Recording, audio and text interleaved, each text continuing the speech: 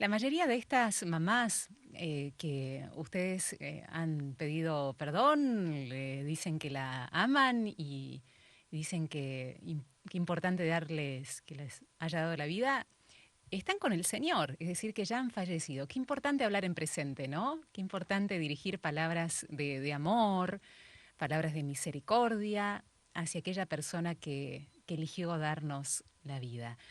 Y el camino que hay que hacer, muchas veces el camino del duelo, ¿no? Por algunas situaciones que nos han sucedido con nuestras mamás, con otras personas, pero hoy, bueno, como la temática giró en torno a la mamá, el duelo es un peregrinaje, ¿no? Hay que animarse a caminar, como han caminado estos discípulos de Maús. Y estaban caminando uno al lado del otro, pero los dos bajo una misma tesitura de pesadumbre, de fracaso.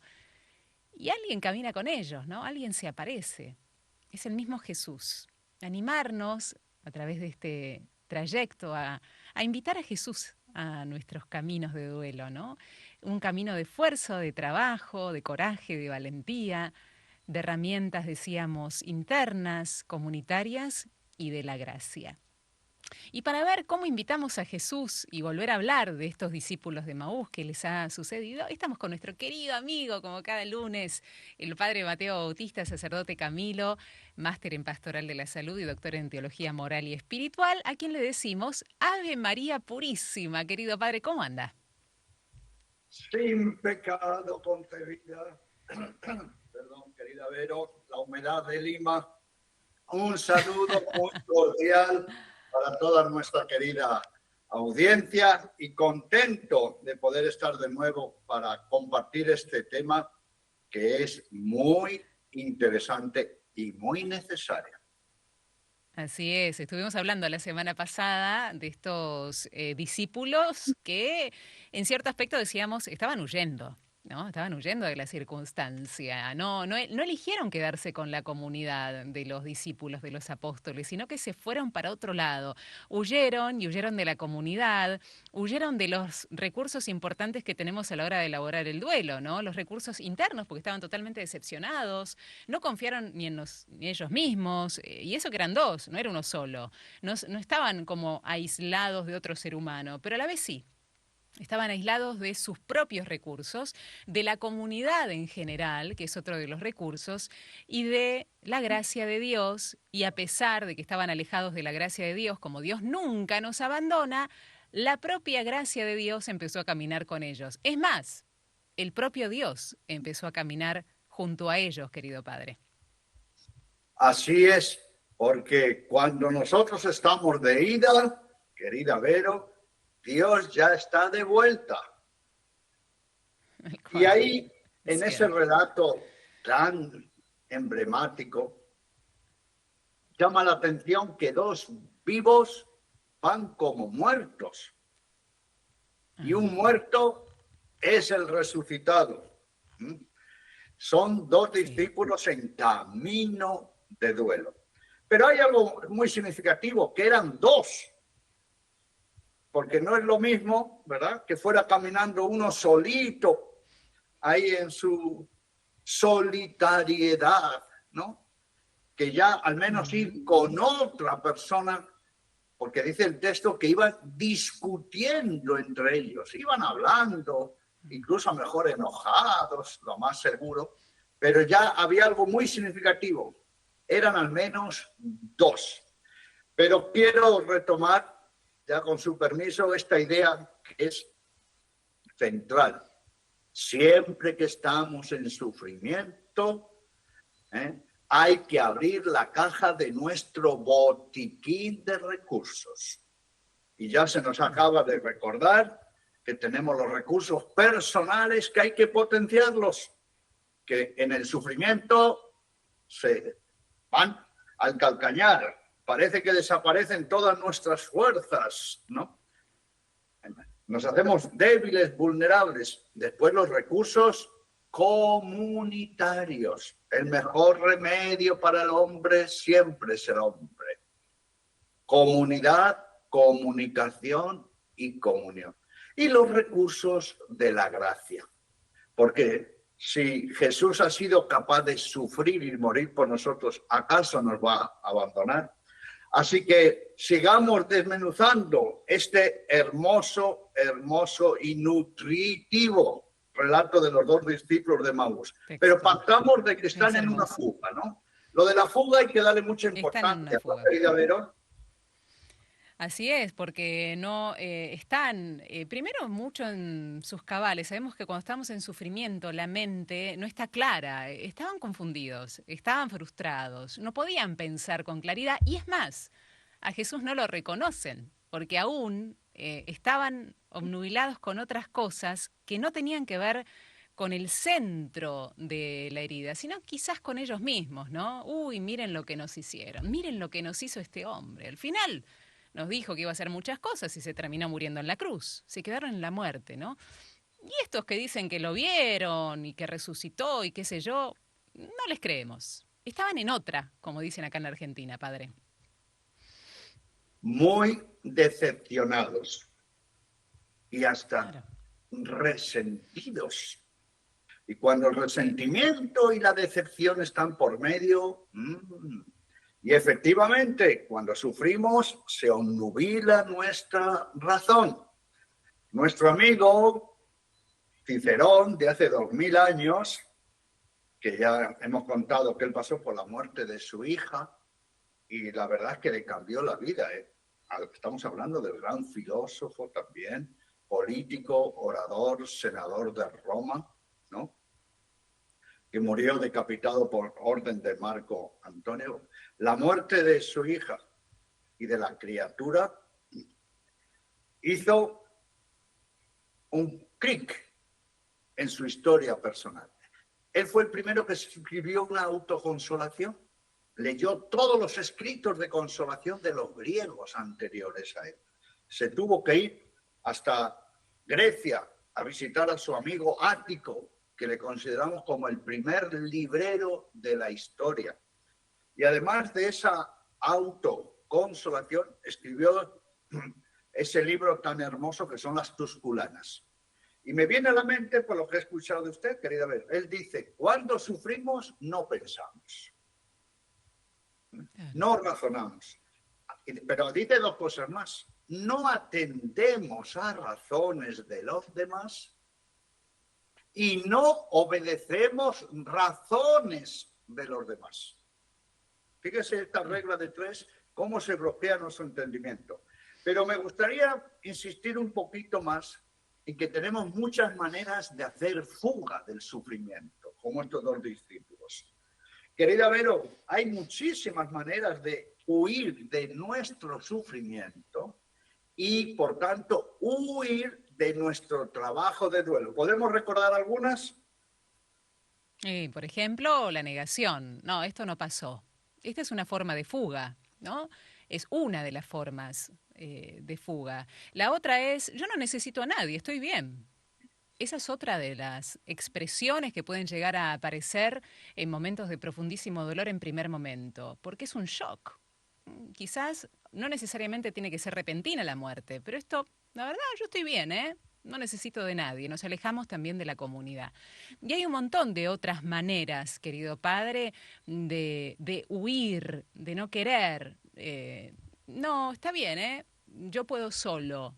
Sería como la gran síntesis de la huida, cortarme solo, no ver, no escuchar, no recibir ayuda, en definitiva. Así es, y estas son las expresiones muy importantes de la fuga. La primera, no aceptar la realidad.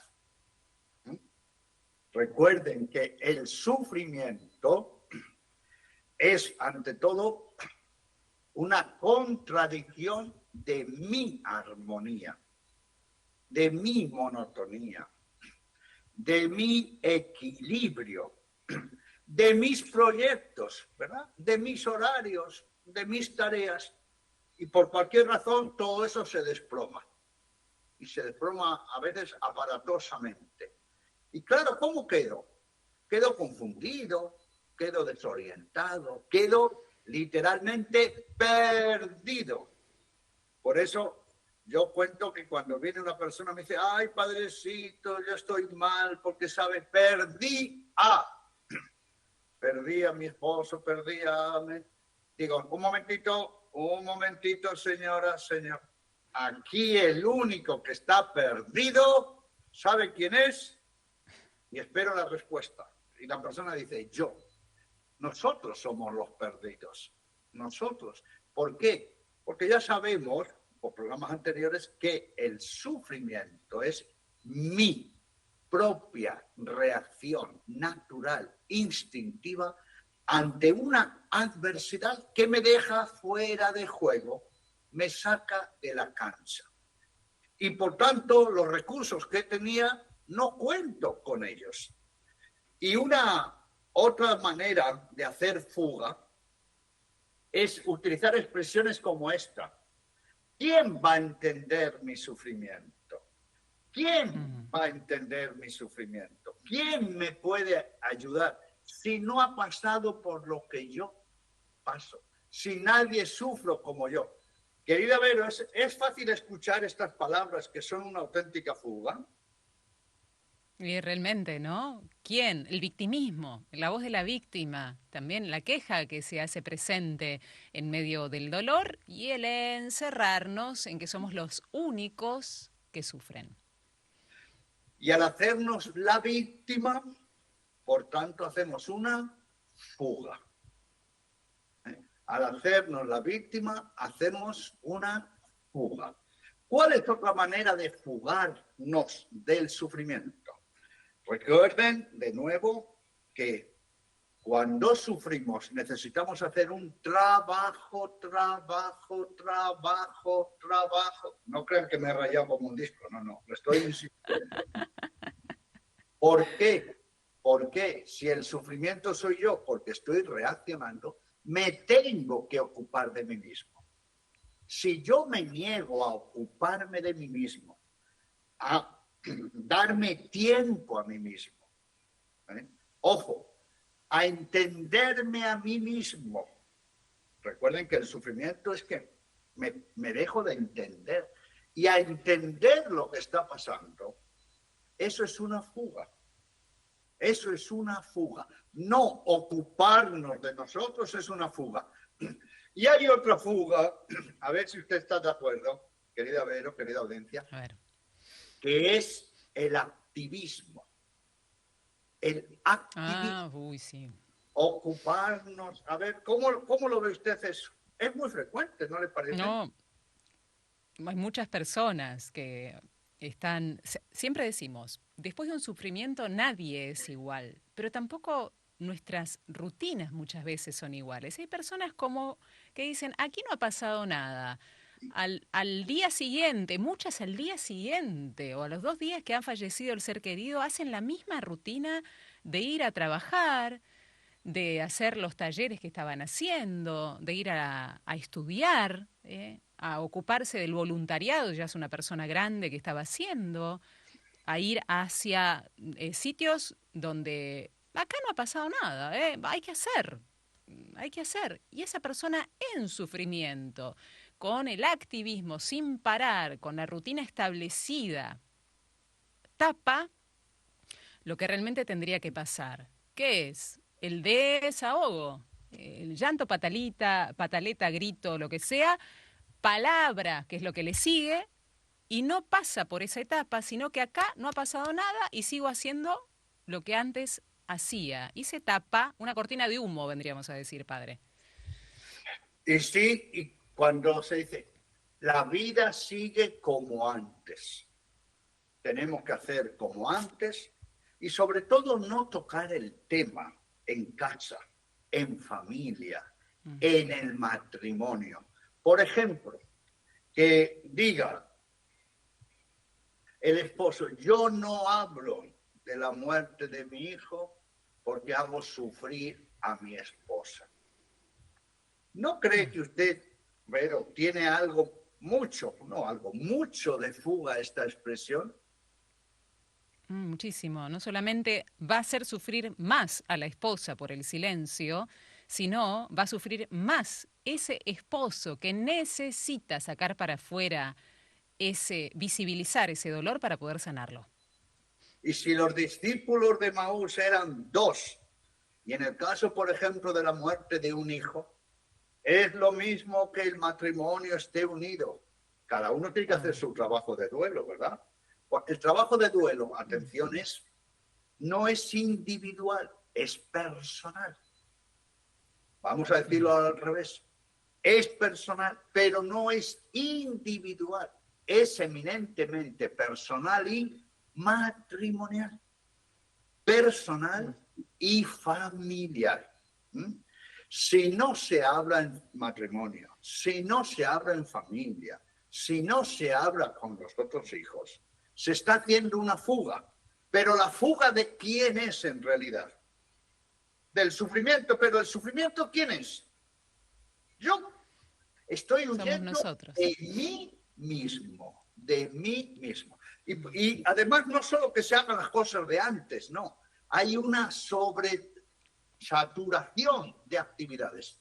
Por ejemplo, el esposo trabaja más horas en la fábrica, ¿no? Llega más tarde a casa, ¿no?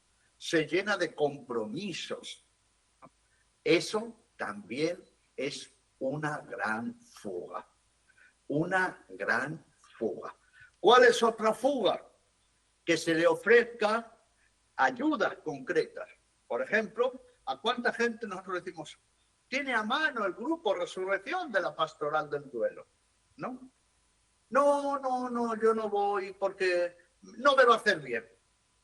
No, yo no voy porque voy a ver a otra gente que sufre y me va a hacer sufrir más. Y por eso, miren, nos encontramos con esta paradoja. Gente que dice, ay, Señor, si yo tuviese un grupo Resurrección a mano para poder ir presencial, ¿no? Y tenemos la otra gente que tiene todo ahí a mano y no quiere. Díganme, querida Vero y querida audiencia, si una persona dice, no, yo no quiero escuchar a otra persona que sufre porque se va a abrir mi herida. ¿No cree usted que eso es una auténtica fuga también? Totalmente. Hay que decir, y lo vamos a repetir siempre, ¿hace cuántos años, padre, que estamos hablando de esto en este espacio, ¿no? El padre Mateo hace muchísimos años, pero en este espacio de Radio María o Radio María TV hace muchos años. Y siempre decimos que elaborar un duelo no implica que dejes de sufrir, sino es sufrir sanamente para dejar de sufrir. Si nosotros decimos, no voy a un grupo de resurrección o a un grupo de ayuda, a hablar con un sacerdote, a hablar con un amigo, porque voy a sufrir más y me remueve la herida, porque esa amiga también se le murió un hijo y va a remover mi herida, es simplemente decirle que no a el proceso de sanación, porque te va a doler, es la noticia. ¿Va a doler esto? Hacer el proceso sano de duelo, ¿va a doler? La respuesta es sí. Y duele, ¿eh? Y muchas veces mucho. Pero es sufrir sanamente para dejar de sufrir. Si no hacemos el camino de duelo, como estos dos discípulos que se iban erróneamente pensando, fugándose sin hacer el duelo, esos discípulos, si no aparecía Jesús y lo escuchaban, iban a sufrir 2 o 3 veces más, padre, y no iban a sanar su herida. Y además iban a sufrir mal, más y por más tiempo. Pero observemos también este detalle.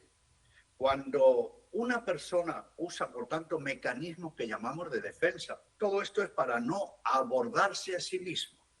¿Saben también cuál es otra fuga muy notoria? La fuga de la fe,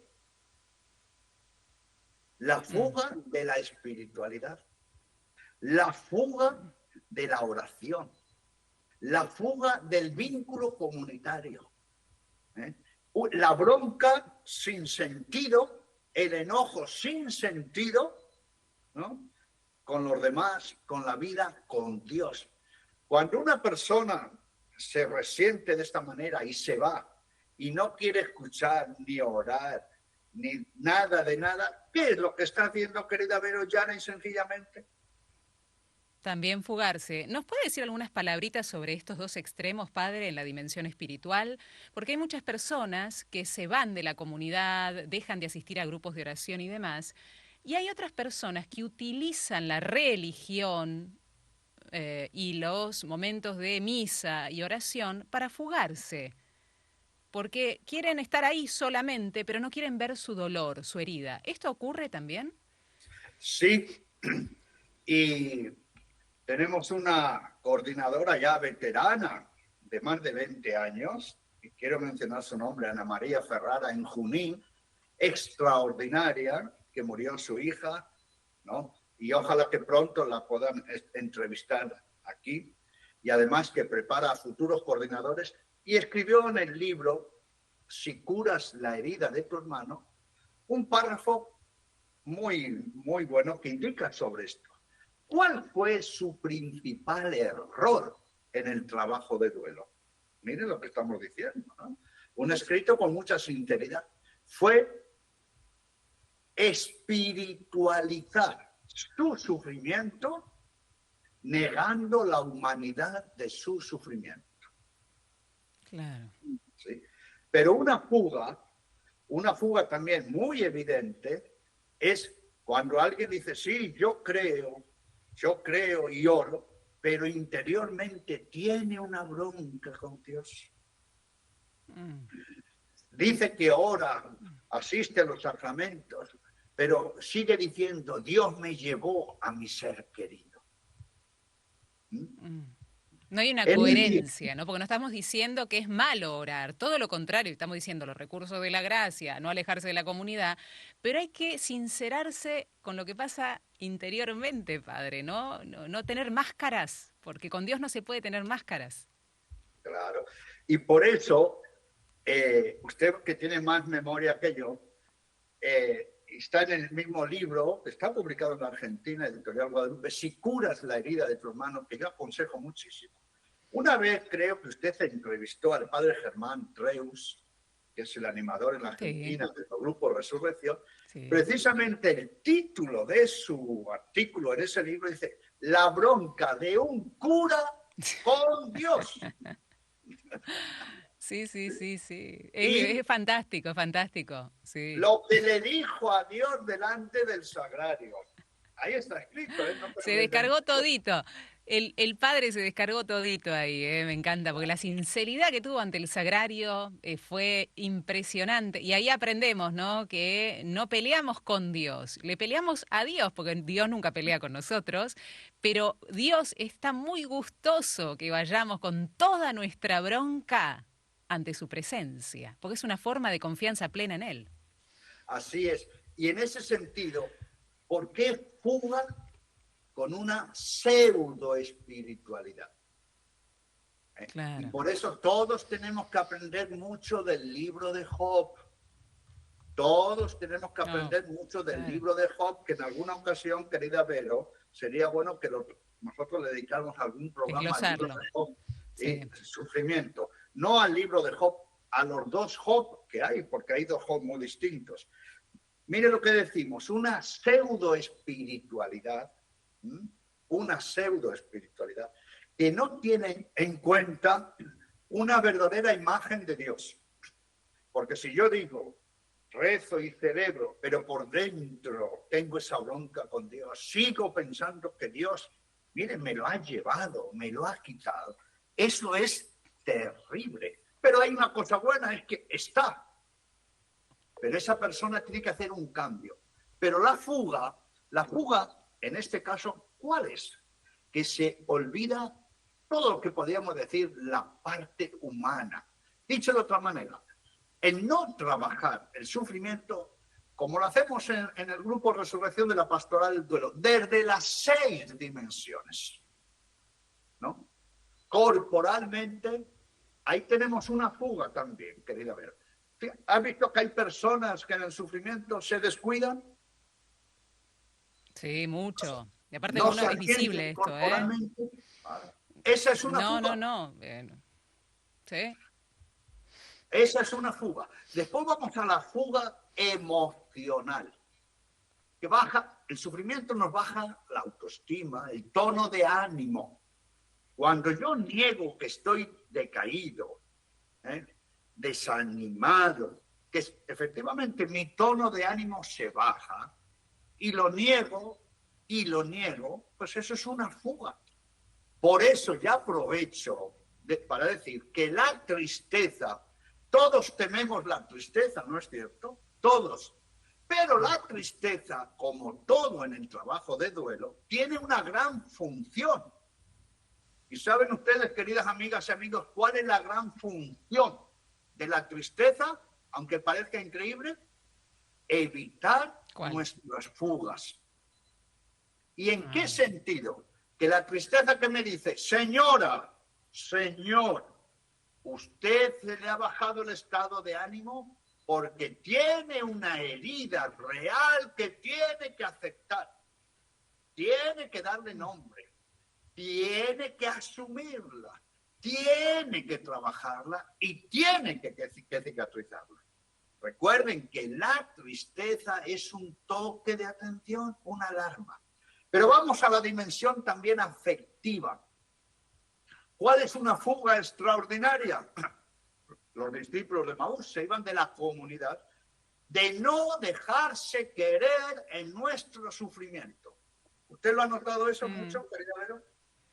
Oh, cuántas veces, ¿no? No dejarse querer por los demás. Soy autosuficiente, de nuevo, me voy porque el otro no me puede ofrecer nada, no me puede ayudar, no me puede abrazar. Incluso, claro, pensar que no somos dignos de ser atendidos, queridos, apoyados, mimados, y por tanto nos aislamos.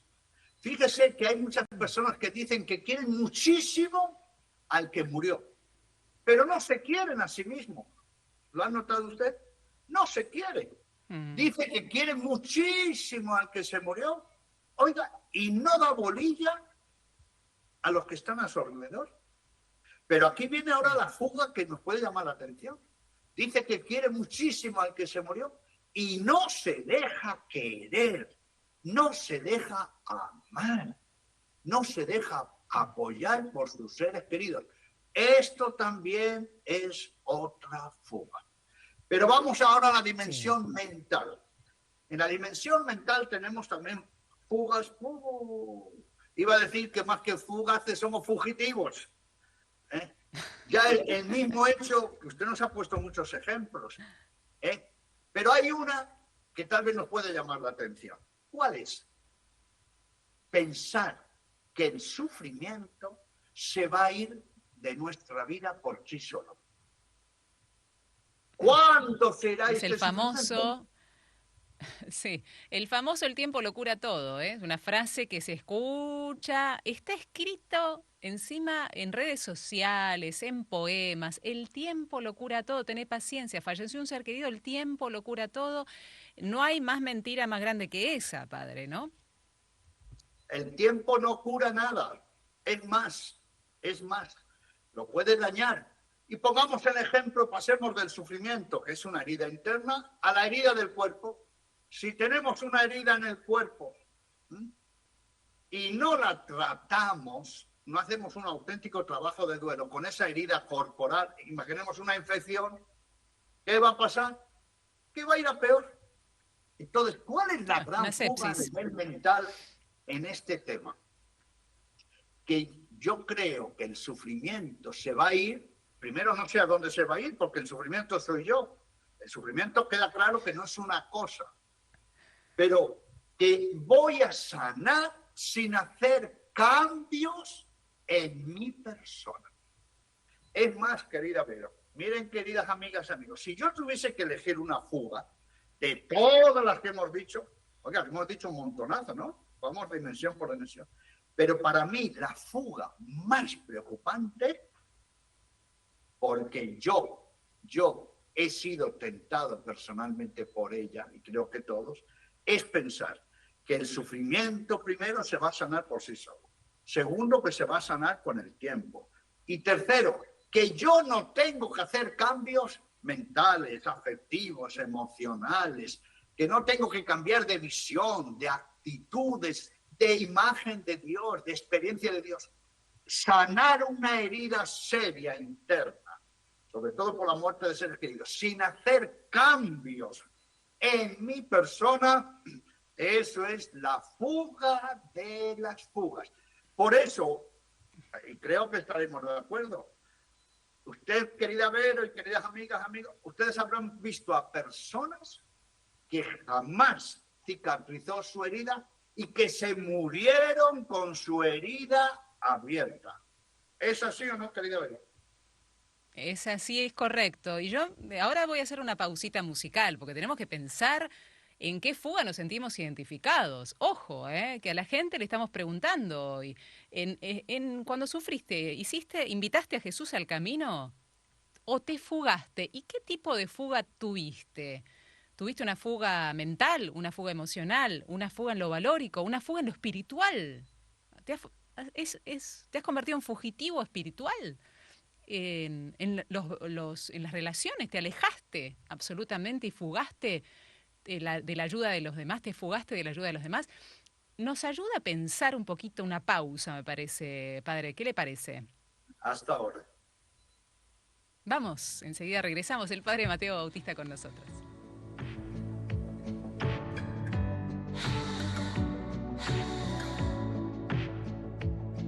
En el valle, en su profundidad,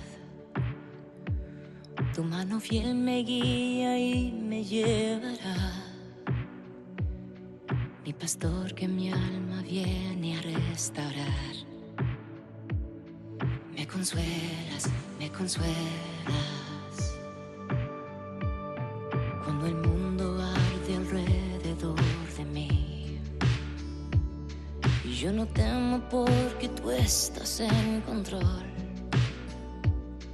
Y demuestras majestuoso tu poder. Cuando débil soy.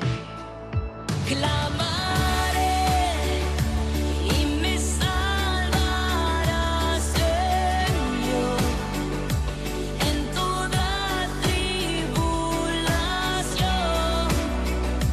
Confiaré en ti, reposaré en lo eterno de tu amor y siempre me saciarás y mi copa rebosará.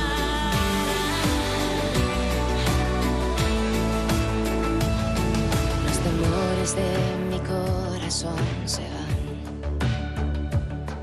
Con tu luz mi vida tú iluminarás. Porque sé donde yo siempre quiero estar.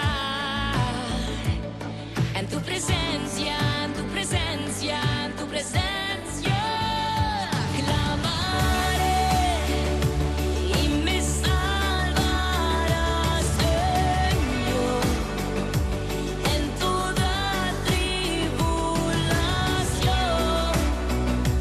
Confiaré en ti, reposaré en lo eterno de tu amor y siempre me saciarás y mi copa reposará.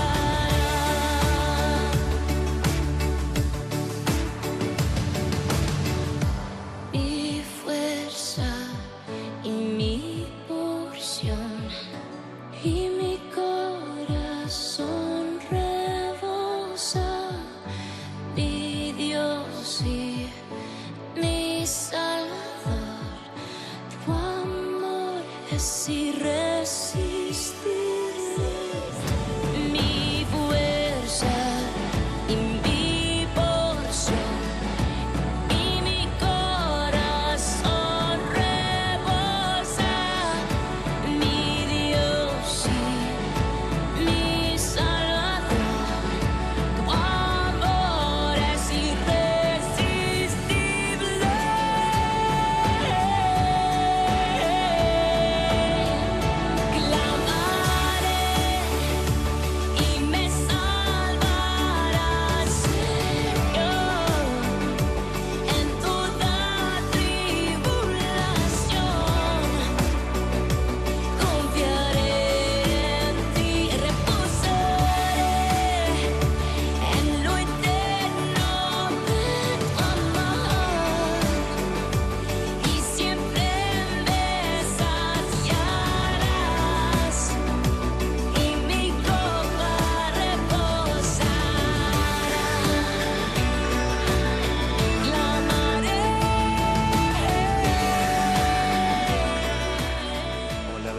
María, soy Jorge, servidor de la Virgen de Lourdes, acá en Altagracia.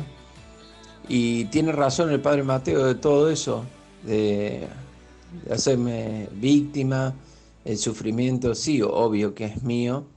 Es duro también lo que yo viví, créame prácticamente solo, no sentir amor de mis padres, por más que cumplieron, pero no sentí amor. Y bueno, estoy en ese, el tema del perdón. De a poquito creo que lo voy superando de a poquito. Pero bueno, tampoco no tuve consejos recién de grande hasta llegar, bueno, a mi conversión hace unos 12 años atrás. Pero me hubiese gustado que alguien me hubiese hablado y esto se podría haber mejorado y quizás hoy yo hubiese tenido el perdón de mis padres, para mis padres, ¿no?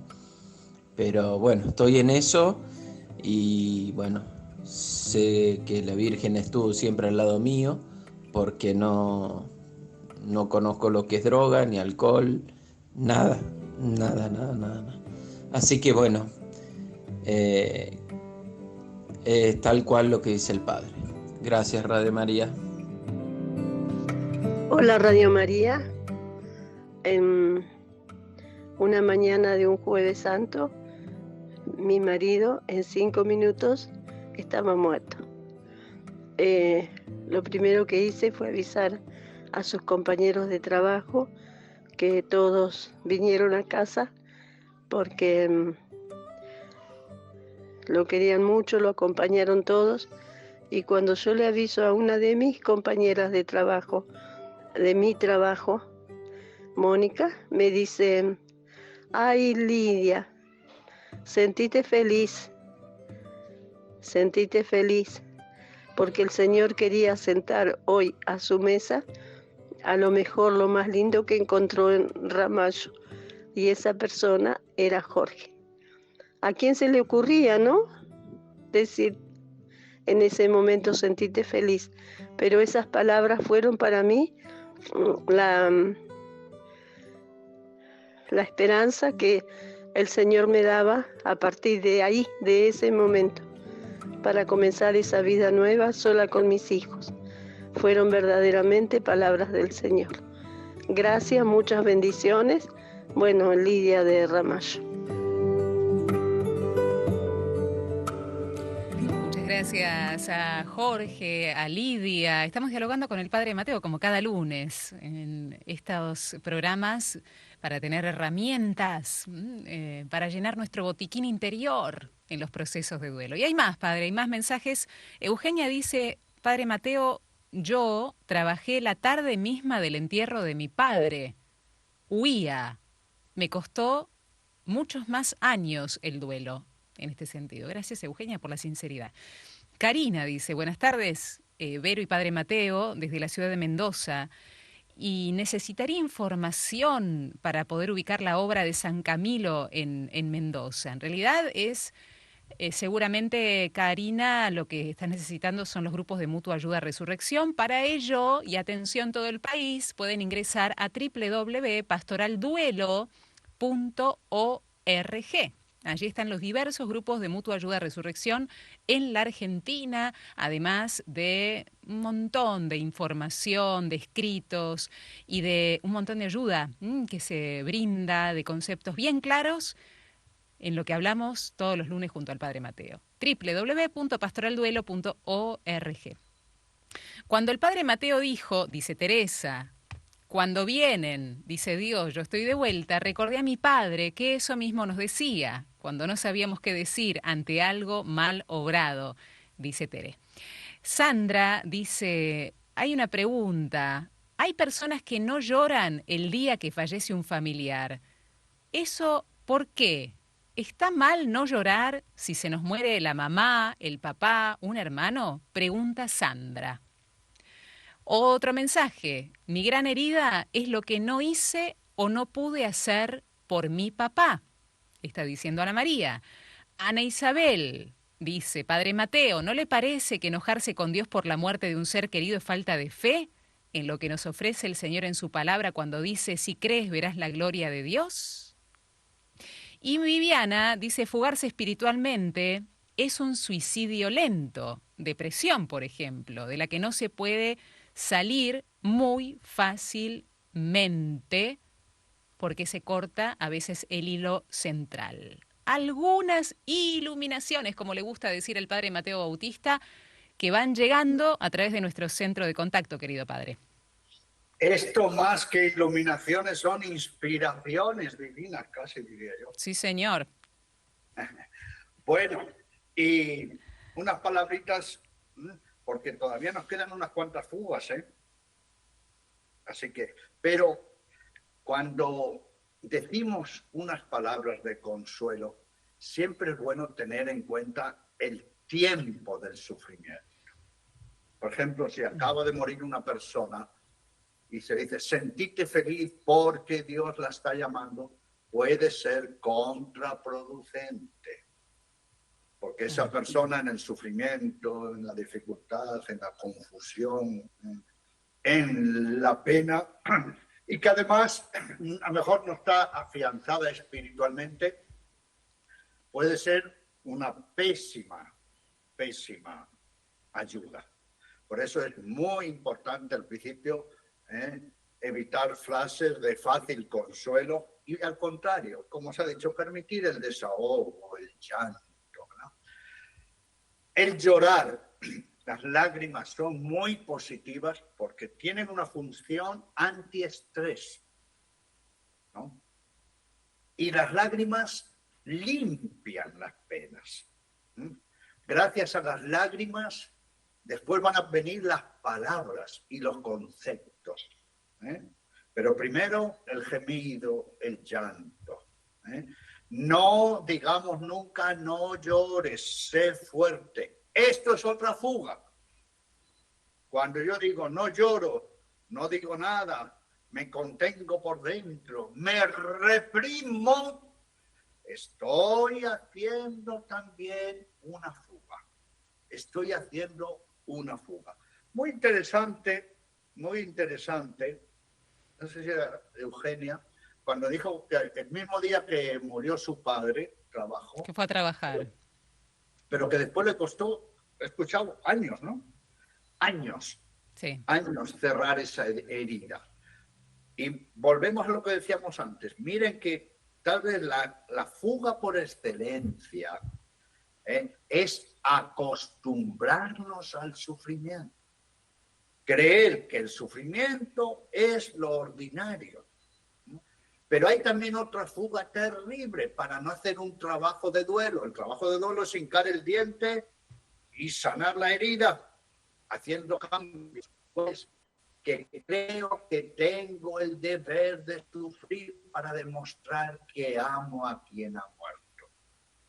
Fíjese que esto es muy importante que nos lo digamos mentalmente. Y ya aprovecho que otra fuga, aunque nos parezca increíble, es considerar que sanar una herida es un trabajo con los psicólogos solo. Esto es una torpeza. ¿Por qué? Porque tiene que ser una sanación en todas y cada una de las dimensiones. Si yo quiero sanar una herida a nivel puramente emocional y no hago un recorrido mental, relacional, valórico, espiritual, con cambio de actitudes, de visiones, con un proyecto nuevo, difícilmente es más imposible que sane. Por eso, esto que acabamos de escuchar son testimonios de vida. Y creo que habíamos dejado una tarea para decir, miremos el mayor sufrimiento por el que hemos pasado. Si hubiésemos tenido otra actitud, otra visión, a que no hubiésemos sufrido tanto, tan mal, a que no se hubiese alargado el sufrimiento por tantísimo tiempo, a que no hubiésemos hecho sufrir y preocupar a los demás, claro, porque elegimos caminos erróneos de sanación. Y por eso, a nivel mental, hay también una gran fuga, que es aferrarse al verbo que más le gusta, el sufrimiento, querida Vero. No puedo. Claro. Si nos decimos, no puedo con este sufrimiento, no puedo, ¿qué es lo que estamos haciendo? Dándole permiso. Claro, alargar más. Claro, que nos aplaste el sufrimiento, le damos permiso a que nos aplaste. Por eso, miren cómo hay que hacer el trabajo de duelo en todas y cada una de las dimensiones, y por supuesto a nivel mental, ¿no? Y si yo parto de que soy más grande siempre que el sufrimiento, díganme, querida Vero, queridas amigas, amigos, es lo mismo que si yo parto, no puedo con este sufrimiento, lo voy a tener para toda la vida. Esta herida es mayor que yo. Es como el día y la noche. Totalmente. Claro. Y acuérdense de que el no puedo esconde un no quiero, ¿no? El no puedo esconde también un no quiero dar el primer paso, no me animo a dar el primer paso. Y no solamente mi herida es mayor de lo que yo puedo hacer, ¿no? Mi sufrimiento es mayor que yo siempre, me va a poder siempre, sino el sufrimiento es mayor que Dios. Eso es más grave, ¿eh? Dios no va a poder ayudarme porque mi sufrimiento es mucho mayor que Dios. Y eso es, como le gusta decir a usted, Padre Mateo, es una burrada de fe, ¿no? Que hay que trabajar y mucho. Y por excelencia la fuga tiene que ver con lo que tengo aquí yo en la mano. A ver, ¿qué es eso? ¡Ay! Volvieron las amigas nueces. A falta de una volvieron dos y se chocan, ¿eh? Y miren ustedes que se chocan y no se rompen. Se están chocando bastante fuerte, Padre Mateo. ¿Y no tiene algo más fuerte para abrir ahí? ¿Es lo mismo una nuez que dos? ¿Es lo mismo que tenga en la mano una nuez que tenga dos? Y no, vienen como acompañada. Claro, porque yo cuando rompo la nuez, yo necesito dos. ¿No? Yo las aprieto entre ellas y se rompen. ¿Por es qué? Cierto. Una nuez sola se hace muy dura, se aísla. En cambio, una nuez con otra la apretamos y se rompe, porque al sufrimiento interior lo tenemos que quebrar. Pero recuerden que el sufrimiento soy yo. El sufrimiento es mi propio descontrol que tengo que controlarme. Entonces, atención cuando ya... Incluso, yo lo digo con una nota de humor. Cuando yo digo, no puedo, es como diciendo, ya vengo con defecto de fabricación. Ya vengo con defecto de fabricación. No. Nadie viene con defecto de fabricación. ¡Ay, padrecito! La actitud de víctima. Pero no es lo mismo la herida del cuerpo que las heridas internas. Claro que no. Pero las heridas internas tienen la ventaja de que al ser un trabajo interior, yo soy el médico y que haciendo cambios en mí, claro.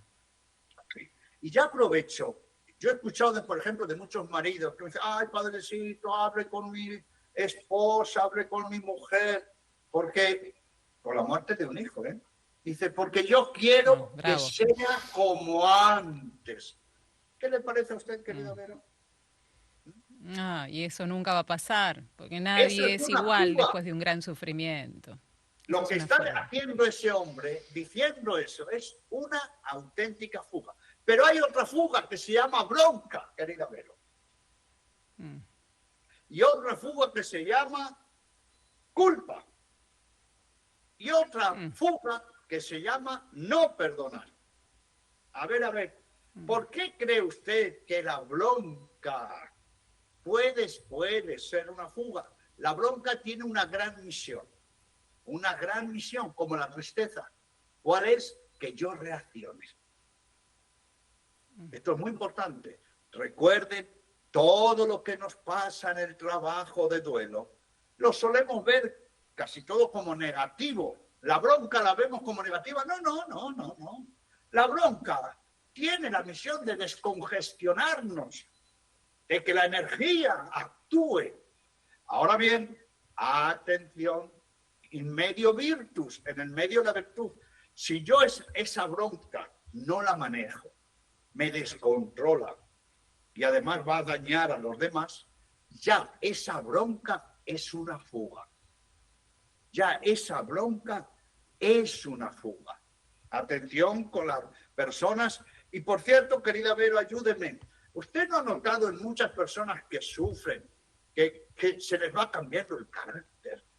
Están como amargadas, están a la defensiva, se les mira a los ojos y parece que no tienen tristeza, no tienen ya alegría, ¿no?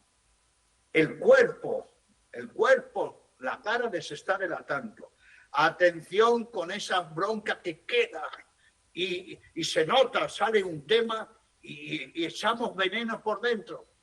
Eso es una fuga. En vez de reconocer que tengo veneno y bronca, me doy la razón para tener bronca toda la vida.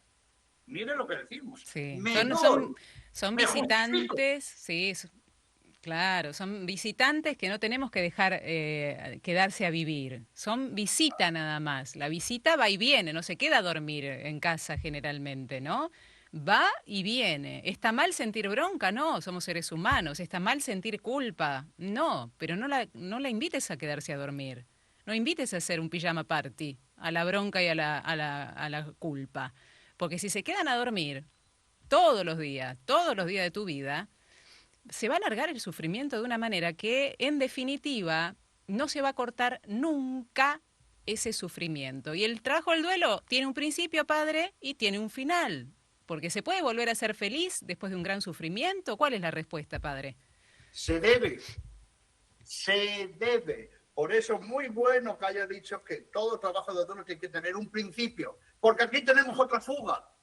Demorar. A no empezar nunca. El inicio de un buen trabajo.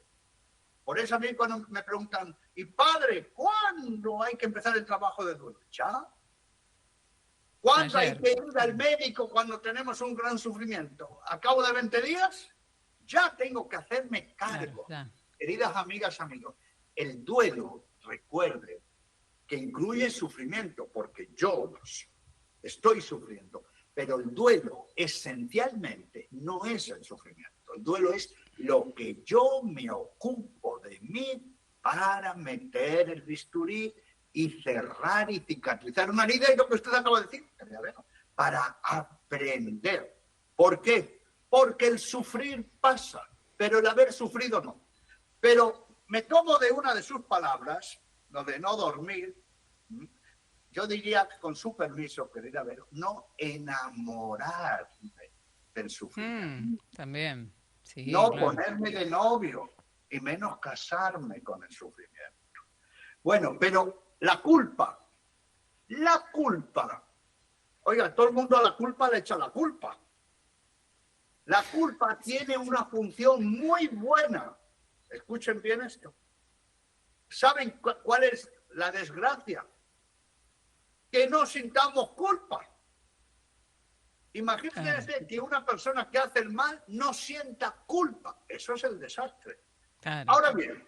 Ahora bien, si yo no he sido irresponsable moralmente, por eso se habla de la culpa moral y de la culpa psicológica, ¿verdad? Uno dice la diferencia entre sentir culpa y tener culpa. Pero vamos al grano. Si a mí una persona, como hace antes de ayer, me dice, padre, es que yo llevo 7 años sintiendo culpa. Dígame, querida Vero, ¿ahí no ha habido una fuga de 7 años? Me parece que sí, ¿no? La culpa, hemos hablado de esto en un programa especial o en 2 programas. La culpa es escuchar la voz de Dios en nuestra conciencia, pero cuando nosotros añadimos culpa donde no hay, donde no es la voz de Dios, es nuestra propia voz, otras voces, y estamos complicados. 7 años, me parece, es 7 años de sufrimiento. Y efectivamente le dije, bueno, dígame, y usted sufrió muchísimo. Y le dije, dígame, si usted hubiese tenido un dolor corporal, neurológico, Usted hubiese aguantado 7 7 años años. con un dolor y dice, no, padre. ¿Y por qué aguantó 7 años y con un gran sufrimiento? Y insisto, pobre de la gente que está a nuestro lado cuando nosotros estamos sufriendo. Porque el sufrimiento sale por los poros. No, los demás no se dan cuenta, pero querida, mírese al espejo, ¿no? Por eso yo creo que mucha gente no se Y mira si al no espejo. sale por los poros, entra, querido padre, ¿no? Porque ¿cuántos somatizan en enfermedades el sufrimiento? No, Entonces, si si yo estoy una bien, persona, lo elaboré, pero fue la diabetes, fue la hipertensión, fueron tantas cosas, ¿no? por eso no hay un trabajo de duelo superficial, a flor de piel. No hay trabajo de duelo cuando es meramente alivio. Atención, al principio, que es tan espantoso, porque hay que ser realistas, ¿eh? Recuerden que nosotros al sufrimiento Es duro. le aplicamos las 3 Ns. Las 3 Ns. Normal, natural y necesario. Innecesario. Cuando yo doy una charla, siempre ya sé que me espera una pregunta. ¿Cómo, padrecito? Usted dice que es necesario. Sí. Digo, pobre de una enfermedad del cuerpo de usted que no tenga dolor. Pobre de una enfermedad que no haya dolor. Ahí sí que usted va a tener problemas de las enfermedades latentes. Pues bien, si usted ha estado 7 años, quiere decir que usted no ha hecho un trabajo de duelo, porque la culpa solo tiene un camino de sanación. ¿Cuál es? El perdón. El perdón. Y por eso aquí viene, es una fuga también extraordinaria. Le pregunto, querida Vero, en su sabiduría, si yo tengo una herida por dentro y por tanto estoy sufriendo, y con esa bronca y renojado, y le tengo a la otra persona entre ceja y pestaña, y cuando hablo me salen ahí todos los diablos habidos y por haber, y le digo, yo no le voy a perdonar ni de muerto. Dígame, ¿no estoy haciendo una fuga de mí mismo para no querer sanarme? Es una fuga y es una autodestrucción. Me estoy autodestruyendo, hay que tomar conciencia de eso, ¿eh?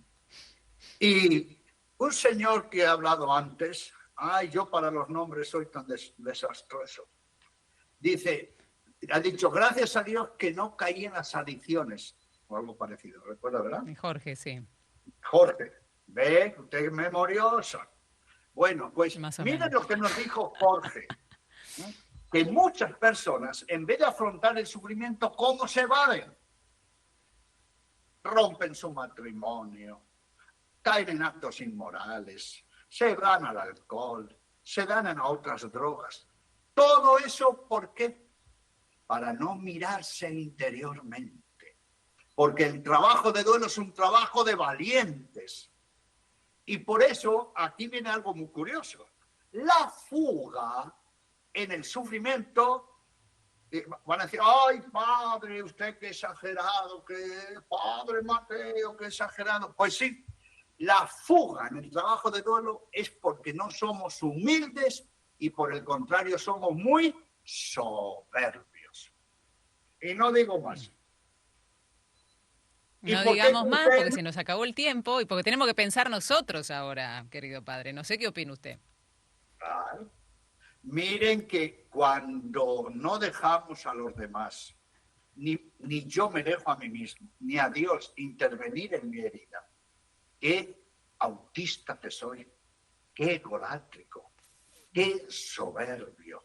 Por eso los antiguos empleaban una famosa expresión en latín, quod assumptum non est, redentum non est. Lo que no se asume, no se derribe. No se redime. No se sana. Porque la cuestión, no solo es sanar la herida, es que tenemos que crecer, que madurar, hacernos mejores personas, más solidarios, más santos. Bueno, entonces, querida Vera y queridas amigas, amigos, si les parece, seguimos con este relato, porque El próximo día tendremos que hablar de una de las mayores fugas que existen, que ya hemos hecho un poquito mención. La fuga directamente de Dios.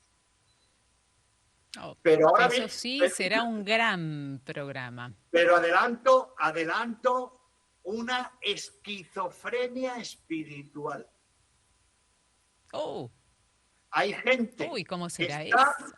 muy aferrada a Jesús, pero muy enojada con Dios Padre. Uy, ¿eso? Si es el mismo Dios, ¿cómo está enojada con uno y amistada con otro? Todo eso y mucho más, Dios mediante, el próximo lunes. Gracias, querido padre. Un abrazo fraterno y grande, el padre Mateo Bautista, como cada lunes.